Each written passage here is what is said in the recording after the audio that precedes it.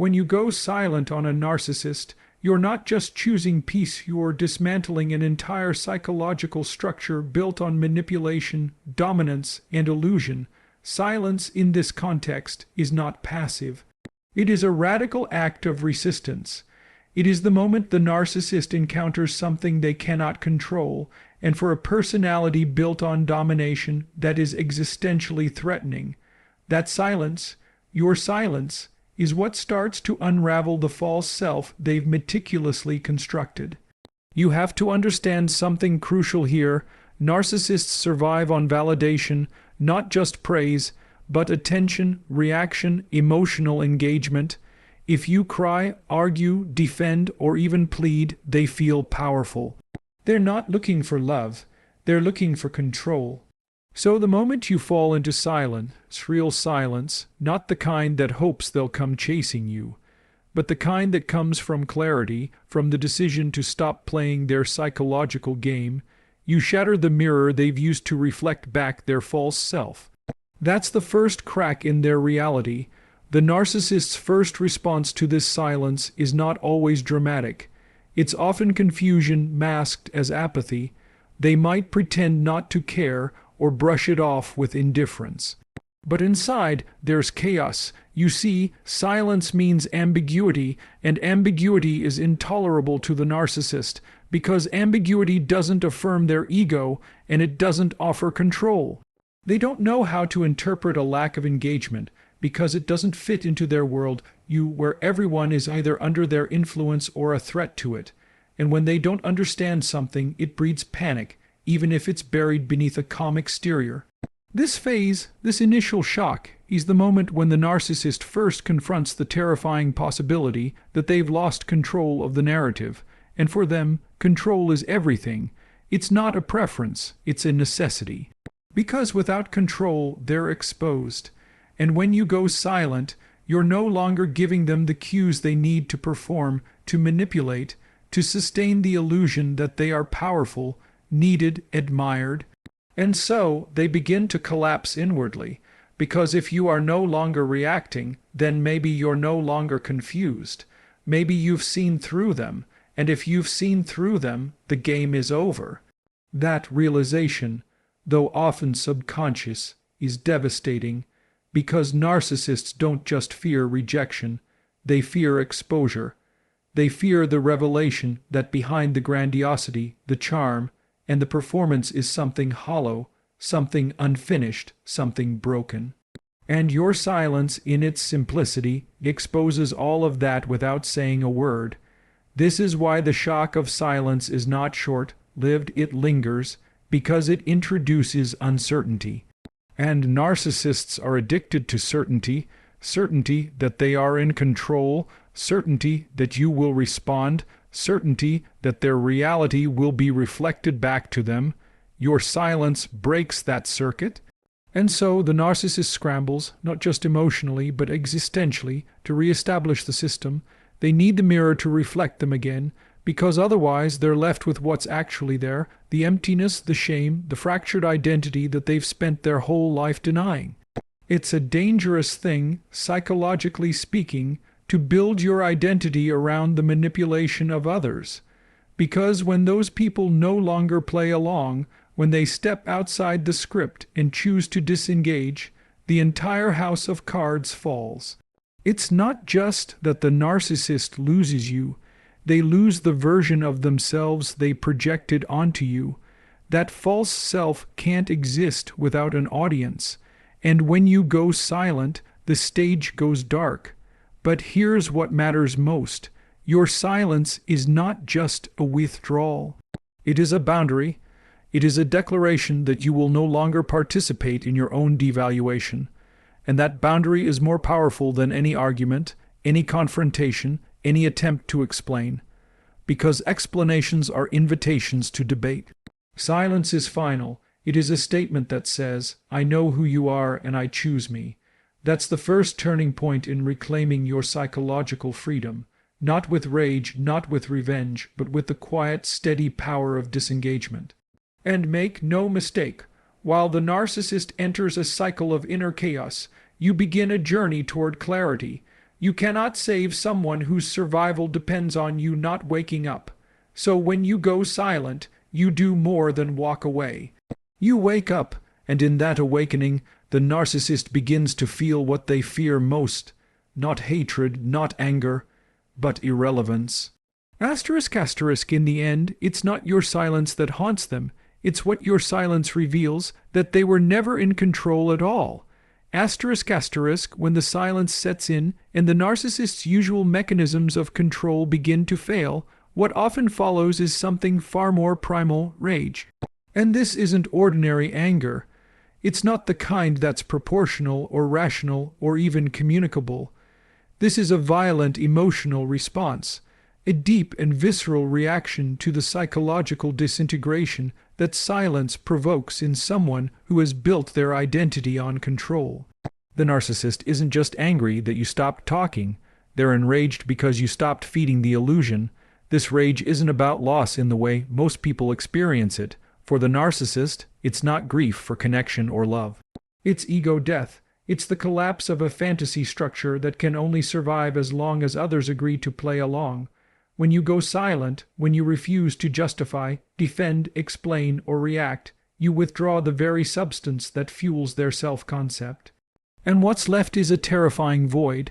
That void is what the narcissist cannot bear, and so they rage, not to reach you, not to reconnect, but to resurrect themselves. They lash out in desperate attempts to provoke, to manipulate, to regain any fragment of control. This might look like sudden accusations, character assassination, or even twisting the narrative to paint themselves as the victim. They will say you abandoned them, that you were cruel, that you changed. Why? Because if they are not the victim, then they must confront the truth that they were the aggressor, and that admission is psychologically intolerable to a narcissistic mind. You need to understand the philosophical core of narcissistic rage. It is rooted in a fundamental denial of personal responsibility. The narcissist cannot, and I mean cannot, accept that they have caused their own suffering. To do so would force them to confront the shame and inadequacy buried beneath their constructed persona, and so the rage becomes a smokescreen. It is both a defense and a performance. They are enraged not just because they feel rejected, but because they are terrified that you might have seen who they really are, and that you no longer care to explain yourself. In this phase, their tactics may escalate. You'll see the emergence of old patterns dressed in new forms, text messages pretending to seek closure, flying monkeys sent to provoke a reaction, online stalking masked as concern. But it's not about reconciliation. It's about restoration, restoring the power they felt when they could pull your strings, when they could predict your responses. Your silence leaves them in unfamiliar territory, and the rage is, in part, an attempt to re-establish a predictable dynamic. But here's where your resolve becomes critical, because this is the point where many people break. They interpret the narcissist's rage as a sign that they've hurt them, that perhaps they were too cold, too distant, too final. But you must see through this illusion. Rage is not repentance. It is not vulnerability. It is not regret. It is the death rattle of control. If you engage, even for a moment, even with the best of intentions, you risk being pulled back into the cycle, because rage, for the narcissist, is a form of bait, and silence is the refusal to take it. Psychologically speaking, rage masks shame, and that shame is the core wound of the narcissistic personality structure. Long before the manipulation, the gaslighting, or the entitlement, there is a moment in the narcissist's early development where they split their self-image, projecting all that is unworthy, inadequate, or weak onto others while clinging to a grandiose version of the self. And when you go silent, you force them, without saying a word, to confront the part of themselves they've spent a lifetime running from. That confrontation is unbearable, and so they rage, not to destroy you, but to silence the voice of truth your absence speaks. If you understand this, you won't be fooled by the drama. You won't be tricked into thinking that explosive emotion is evidence of deep feeling. It's not. It's evidence of a shattered illusion. The narcissist is not in mourning. They're in panic, because you've stopped playing your role, and in doing so, you've ended the game.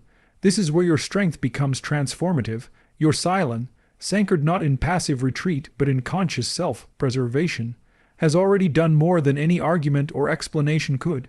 It has revealed the truth, and that truth will continue to echo in their mind long after the rage has passed.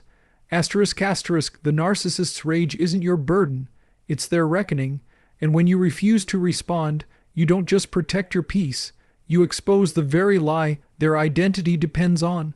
Let that be your power, let that be your answer. Asterisk, when you go silent and the narcissist's initial rage begins to cool, when they realize their fury hasn't drawn you back in, they don't simply give up. What happens next is far more insidious, the shift into manipulation. This is where the narcissist exchanges brute force for subtlety. It's no longer about overwhelming you with hostility. It becomes about seducing you back into their game. And if you're not prepared for it, this is the moment you're most likely to be pulled back in. It often begins with what appears to be remorse, messages laced with regret, a softer tone, apologies that sound genuine, promises to change, and they can be incredibly convincing, because narcissists don't just lie to you, they lie to themselves first. In that moment, they might even believe they mean it, but this is not true accountability, it's strategy, it's an attempt to reclaim the control that your silence disrupted. They will appeal to your empathy. And if you are, as many targets of narcissistic abuse are, a person of deep compassion and conscience, this can be a trap. The narcissist knows this. They understand, perhaps better than you do, that your strength, your ability to feel deeply, to see the best in people, is also your vulnerability. They play to that. They present themselves as wounded, misunderstood, or transformed. They tell you what you always hoped to hear, and they make you question the silence you fought so hard to maintain. But here's the truth. Real change doesn't happen because someone fears losing control. Real transformation is slow. It's painful. It requires the kind of deep introspection and humility that the narcissistic psyche is often incapable of sustaining. When the narcissist reaches out after your silence, they're not seeking to grow. They're seeking to restore the status quo. Because in their world, the greatest threat isn't your absence. It's the loss of their narrative. You have to ask yourself a difficult but essential question. What is it they truly want when they say they've changed? Is it reconciliation, or is it restoration of control? And even more importantly, do they see you now as a person with agency, or merely as a former source of supply they want back? See, manipulation is not always loud. It's not always aggressive. Often, it's disguised as affection. It's subtle, it sounds like closure, it looks like kindness, and that's what makes it so effective. You don't realize it's happening until you're back in the cycle, and the moment you respond, especially emotionally, you've reestablished the bond they're trying to recreate. That's all they need, a crack in the wall, a sign that the silence has an expiration date, that they still matter. But let's go a layer deeper, psychologically. The narcissist doesn't see you as you are. They see you as a reflection of themselves. When you were silent, they lost that mirror. They could no longer confirm their inflated sense of self. Your non-participation created a void, and manipulation is their attempt to fill that void. Without having to change, without having to confront the part of themselves that's fractured. In their mind, the reconciliation isn't a path to mutual understanding. It's a return to familiar dysfunction. That's where they thrive, not in truth, not in equality, but in imbalance. And the moment you speak again, the moment you respond, even in defense of your own boundaries, they interpret that as a win. You're back on the board. This is why clarity is crucial. You must know what you're dealing with. Manipulation cloaked as apology is still manipulation. Sentimentality isn't sincerity, and a performance of change is not the same as transformation.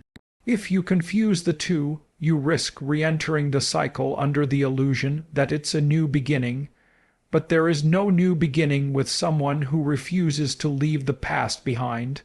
There's only a reset of the same pattern. Now, I'm not suggesting that people can't change, but change requires effort, humility, and above all, time. It doesn't happen in the vacuum of silence. It happens in the presence of truth. And the narcissist's manipulation is not rooted in truth. It's rooted in fear. Fear of abandonment, fear of exposure, fear of irrelevance.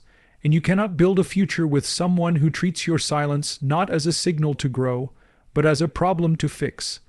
So when they reach out, when they say they've changed, when they want to talk, don't listen to the words.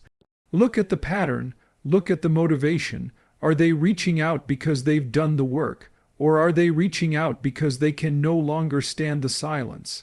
Asterisk silence is not just a boundary. It's a mirror, and what the narcissist sees in that mirror is not you, but the truth they've spent a lifetime avoiding. Don't be manipulated into helping them escape it. Let your silence remain your truth. Let it speak louder than their words ever could. Asterisk when the silence persists. When you don't respond, don't react, don't return, the narcissist shifts yet again. The earlier manipulations have failed, the charm has fallen flat, and the guilt they tried to project onto you didn't land. At this stage, they move into what could be called the identity erosion phase, not of you, but of themselves. It's a critical point in the psychological cycle, and it reveals more about the narcissist's internal architecture than most people ever get to see. Now, at first glance, it might appear as though they're just moving on. You may notice them becoming more visible again, perhaps posting performative displays of happiness, success, or new connections. But beneath that surface-level show is a subtle crumbling. You see, for narcissists, identity is not an intrinsic structure rooted in authenticity. It's performative. It's stitched together from external validation, how others perceive them, how much attention they receive, how effectively they can manipulate perception to align with their inflated ego. When you go silent, you disrupt the feedback loop that feeds this performance. Your absence is more than inconvenient, it's existentially threatening, because what they fear most isn't just being alone, it's being unseen. When a narcissist loses their primary source of validation, especially someone who once mirrored their false self so consistently, it destabilizes their entire self-image and they start to fragment. This is where identity erosion sets in. It begins with agitation. They may obsess over why you haven't come back. They might stalk your social media, fish for information through mutual contacts, or create subtle provocations just to see if they can elicit a reaction. And if they can't, they start to question, not their behavior, not their choices, but their worth. In that silence, without your gaze to reflect back the illusion of superiority, they begin to confront the void they've always carried. But they don't process it in the way a healthy person might. A healthy person might say, "Why did this relationship end? What do I need to learn?" A narcissist doesn't go there. Instead, they try to fill the void quickly, with distractions, with new people, with louder performances. But none of it lands, because once you've seen the mask for what it is and refuse to respond to it, that mask loses its power, and without it, they don't really know who they are. This creates a paradox. The narcissist becomes increasingly desperate for control, but increasingly unable to achieve it. Their tactics become erratic. One moment they may attempt to hoover you back with messages of remorse. The next, they may demonize you to others to regain a sense of dominance. But both of these strategies betray the same truth. They are unmoored. You've become the fixed point around which they spin. Your silence has made you more powerful than their rage ever could. Philosophically, this touches something deeper about human identity. The narcissist has never done the hard work of becoming. They've curated a persona, not developed a soul, and that distinction matters. When you go silent, what you're really doing is refusing to engage with the illusion. You're refusing to affirm the character they play in their self-authored narrative, and when enough people do that, when reality intrudes upon the fantasy, the whole structure starts to collapse. This is also why, in many cases, you'll see narcissists rapidly cycle through new relationships or reinventions after a significant silence. They're not healing, they're avoiding, they're rebuilding the mask in new territory because they can no longer sustain it in the old one. But this doesn't bring them peace, it brings temporary relief, and that's an important distinction. You must remember, silence in this context isn't passive. It's an act of self-respect. It says, I will not be manipulated. I will not be used as a mirror for your illusion. And that choice has consequences, not just for you, but for them. The more you maintain your boundary, the more they are forced to confront something they've spent their entire lives running from, the emptiness inside. And that's the great irony. The narcissist builds their identity on control. But when control is gone, the identity unravels. Your silence becomes the mirror they can't break, the reflection they can't manage. And in that space, stripped of their usual defenses, they're left to face the very thing they projected onto everyone else: shame, fear, and the aching absence of an authentic self. So, hold your silence. Not out of spite, but out of wisdom. Because in doing so, you're not just protecting your peace, you're revealing the truth. And that truth, though it may be painful, is the only mirror that ever held them accountable.